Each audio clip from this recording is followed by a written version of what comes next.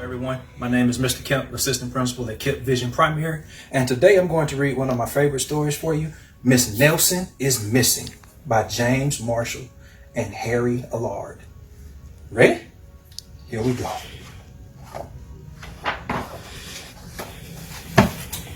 The kids in room 207 were misbehaving again.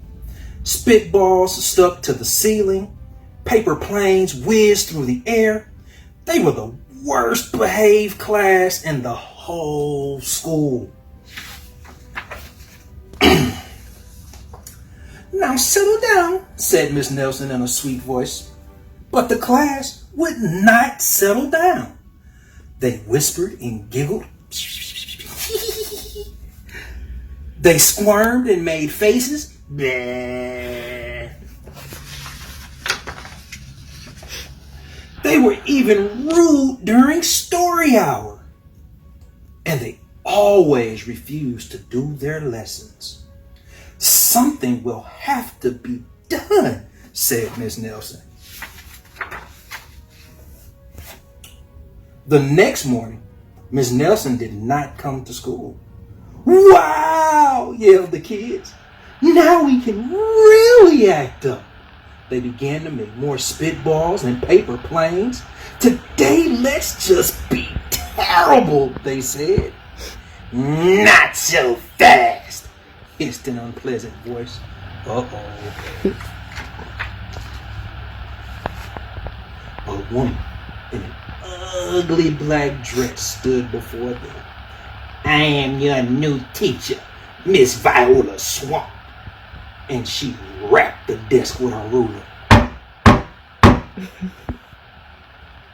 Where is Miss Nelson? Asked the kids. Never mind that, snapped Miss Swamp. Open those arithmetic books. Miss Nelson's kids did as they were told.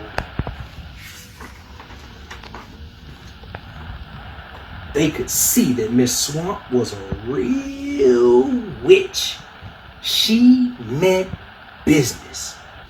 Right away, she put them to work, and she loaded them down with homework. We'll have no story hour today, said Miss Swamp. Keep your mouth shut, said Miss Swamp.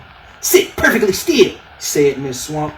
And if you misbehave, you'll be sorry, said Miss Swamp. The kids in room 207 had never worked so hard. Days went by, and there was no sign of Miss Nelson. The kids missed Miss Nelson. Maybe we should try to find her, they said. Some of them went to the police. Detective McSmall was assigned to the case. He listened to their story.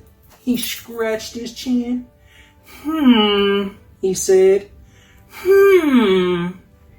I think Miss Nelson is missing. Detective McSmall would not be much help. Other kids went to Miss Nelson's house. The shades were tightly drawn and no one answered the door. In fact, the only person they did see was the wicked Miss Viola Swamp coming up the street. If she sees us, she'll give us more homework. They got away just in time. Maybe something terrible happened to Miss Nelson. Maybe she was gobbled up by a shark, said one of the kids. But that didn't seem likely. Maybe Miss Nelson went to Mars, said another kid. But that didn't seem likely either. I know, exclaimed one know-it-all. Maybe Miss Nelson's car was carried off by a swarm of angry butterflies. But that was the least likely of all.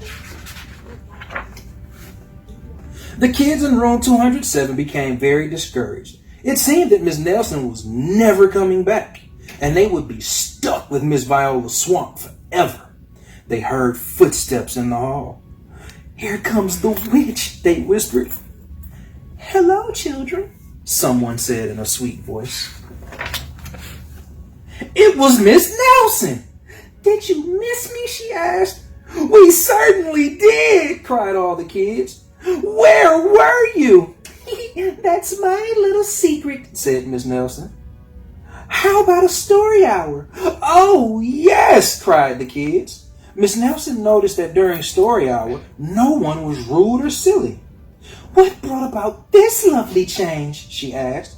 That's our little secret, said the kids. Back home, Miss Nelson took off her coat and hung it in the closet, right next to an ugly black dress. When it was time for bed, she sang a little song. I'll never tell, she said to herself with a smile.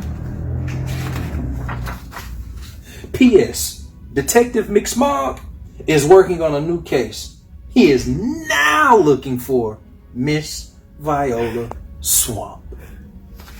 The end. Hope you enjoyed the story. I look forward to reading to you again.